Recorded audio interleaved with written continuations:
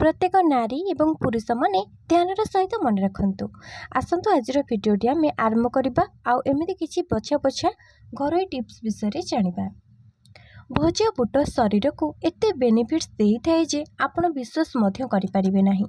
जदि आपण 25 ग्राम रो भजा बुट खाइबे तेबे आपण को 13 रु 14 ग्राम प्रोटीन मिली थाए एवं ता सहित भरपूर फाइबर मिली थाए जहाँकि हजम करिबारे सहाय्य करे।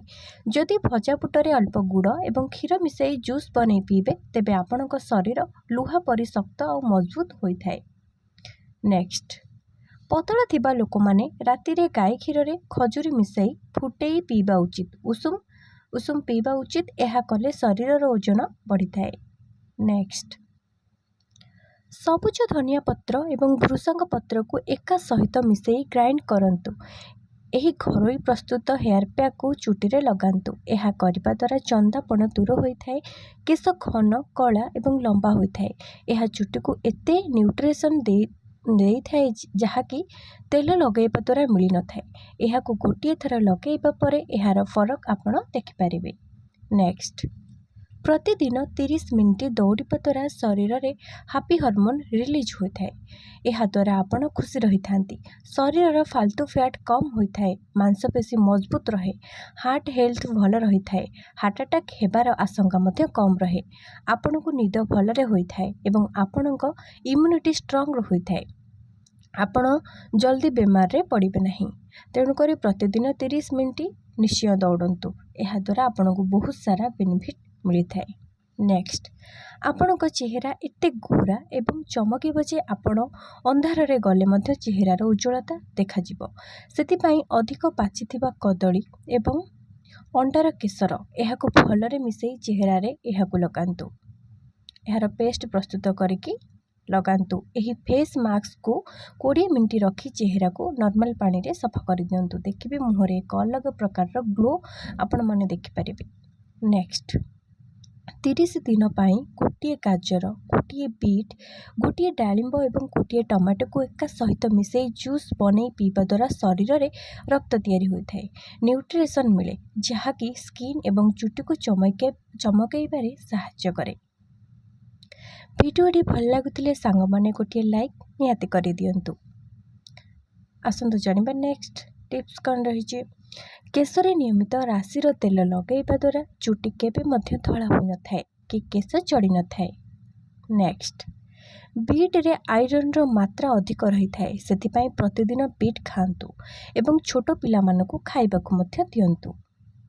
नेक्स्ट, मेहेंदीर हेयर पैक को चुटी रे कलर आसवा पर्यंत ही लगेबा उचित। अधिक समय पर्यंत चुटी रे मेहेंदी रहिले चुटीर नरमता को शोषि नहीं थाए एवं चुटी को अधिक ड्राई कर दे थाए। सेतिपई रंग आसवा पर्यंत ही मेहेंदी लगेबा उचित। नेक्स्ट, जदि मशा कामुड़िबा परे शरीर कुंडई हेउथाए तेबे तुरंत साबुन लगेके धोई दियंतु। एहा द्वारा कुंडई हेबा समस्या रही न थाए। नेक्स्ट, राति रे बलका रही जाइथिबा बासी रुटी सकाळे खाइले अनेक रोगरू मुक्ति मिलता है। नेक्स्ट, जदि आपणकर त्वचारे किसी समस्या देखा जाउछि ताहाले लिंब पत्र को पानी रे फुटाई सेही पानी रे गाधोइबा द्वारा त्वचा समस्या शीघ्र दूर होइथाए।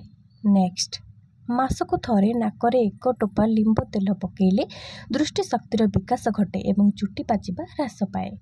नेक्स्ट, कमला किंबा लेंबू रस को क्षीर सह मिसई मुहरे लगांतु। यह लगेवा द्वारा व्रण दूर होता है।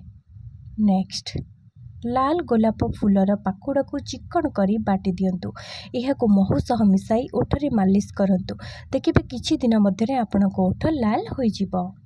नेक्स्ट, मासिक धर्म समय रे जदि पेट जंत्रणा होता शुंठी को गुंड करी से अल्प लुण मिसाई उषुम पानी सह पीवा द्वारा पेट जंत्रणा यह आराम दे थाए। सांग माने जो मानक वीडियोटी भल लगुथिबो निहाती गोटे लाइक करदेबे एवं कमेंट रे समस्ते जो माने भी एपर्यंत वीडियो देखुछन्ते निहाती थरुटिए जय जगन्नाथ लिखि दियंतु। काहेकि आपण मानकु जदि आपण माने एमती किछि कमेंट रे लिखंती निहाती भाबरे आपण मानकु भगवान व जगन्नाथ सब बेले खुशी रे रखिबे। जदि आपण पनीपरिबा को अधिक दिन ताजा रखिबाकू चाहुछन्ती ताहाले पानी रे अल्प विनेगार मिसाई सेही पानी को पनीपरिबा उपरे छिंची रखंतु। नेक्स्ट अदे चोपा गुजराती चोपा एवं अलैच चोपा को न फिंगी एहाकु चा तैयारी करिबा समय रे पकांतु देखिबे चार टेस्ट अधिक बढ़िजिबो। नेक्स्ट सजना शाग नियमित खातु यह खाइबा द्वारा शरीर में रोग प्रतिरोधक शक्ति एवं दृष्टि शक्ति बढ़िबा सहित डायबिटीज रोग को मध्य यह नियंत्रित करिथाए। नेक्स्ट हसिबा द्वारा मुंडर चिंता कम होता है। हस मनीष को अनेक रोगरू रक्षा करे, तेणु आपण प्रत्येक दिन नीरव न रही किछि समय निश्चय हसंतु एवं सुस्थ रुहंतु। नेक्स्ट जदि अधिकरू अधिक परिस्रा लगुथाए परिस्रा को अटकाई रखिबा उचित नुहे, कारण किडनी उपरे यह खराब प्रभाव पकई थाए। नेक्स्ट पियाज खाइले रक्तर स्तर वृद्धि होता है एवं नुआ रक्त तैयारी करिबारे सहायता करे। आगु को आपण माने शेष पर्यंत वीडियोटी देखिबे, निहाती भाबरे बहुत किछि कथा शिखिबाको पाइबे।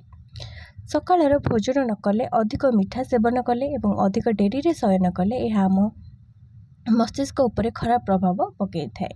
नेक्स्ट जो मानकर रक्तहीनता अच्छी से प्रतिदिन गोटे सेव कि बासी रुटी रे गुड़ मिसई खाइबा उचित।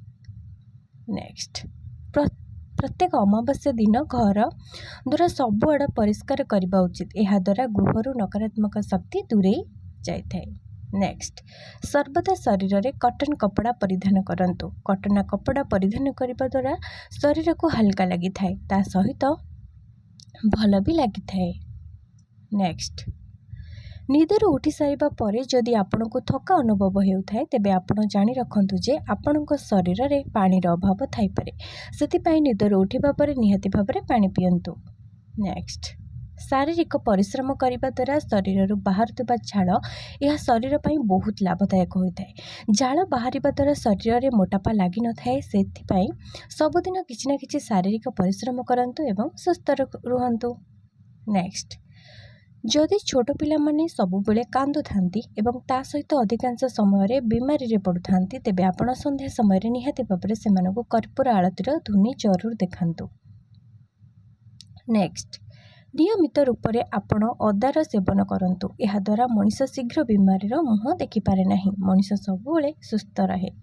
नेक्स्ट आपण नियमित रूप से पालंग शाग सेवन करंतु, यह द्वारा शरीर में केबे भी रक्तर कमी रही न थाए।